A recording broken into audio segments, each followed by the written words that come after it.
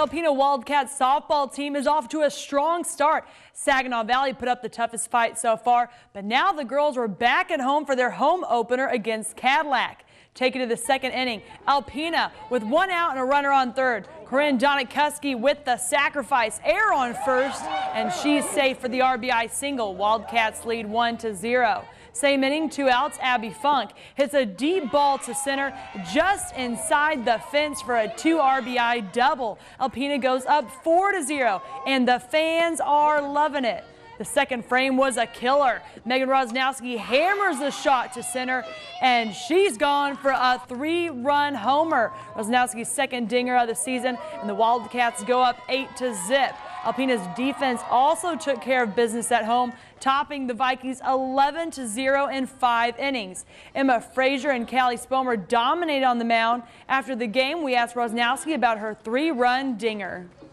I heard the crack off the bat, and I just knew it was such a solid hit, and it felt great to see it go over, and it was just a great feeling. There's no weak at all. We are just hot all the way through the lineup, and it's a great feeling to have that in our team. The Wildcats swept Cadillac, taking game 2 18-11. Alpena is now 9-5 overall and 4-0 in the Big North Conference. Up next, the girls play on Wednesday against the Sioux area. But if it gets canceled, then their next match would be Tuesday against Traverse City West. Alpena's baseball team was also home Tuesday afternoon for their second homestand of the season. The Wildcats hosted Cadillac as they tried to take another step toward their goal of clinching the Big North Conference. Alpena needed a team effort to deal with the Vikings. In the top of the second, tied at 1. Troy Miller grounds out to Keegan Spomer, but Alan Schuer would come around to score, putting the Vikings in the lead. The Wildcats played small ball to get back on top. Clay Donikuski drops a perfect bunt down the third base line. Troy Miller overthrows first base, and Plowman comes plowing home to score and tie the game. Next batter up, Alex Cosbett follows Donikuski's lead and drops another bunt. The throw is on target this time, but Spomer is able to beat the return throw to the plate, and the Wildcats are back on top. Donikuski would add an insurance run on a pass ball as the Wildcats come out on top 6-2 in game 1. Pitcher Bruz Copping loved the run support from the team in this one. It's always huge to have run support as a pitcher just all the time. Really big. Speaking of really big, other than Brez's beard, Copping threw a complete game for the Wildcats. He struck out the side in the 5th en route to a 12 strikeout performance.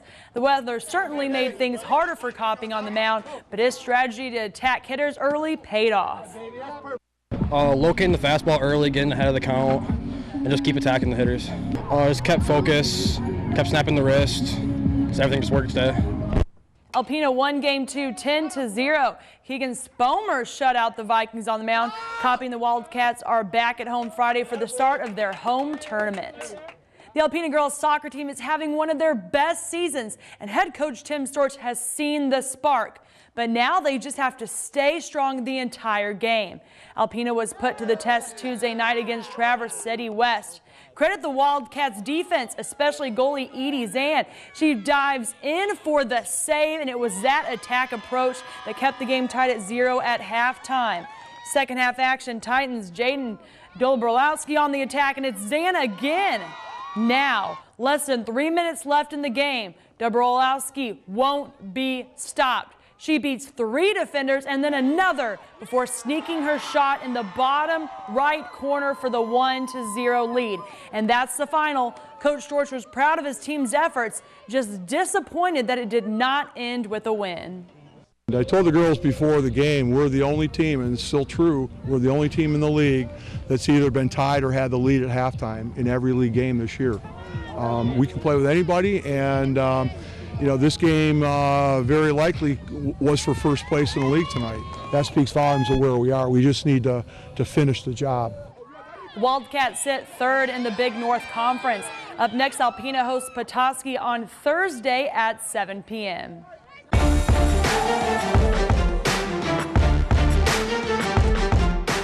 The Detroit Tigers traveled to Philadelphia looking to end their 4-game losing streak.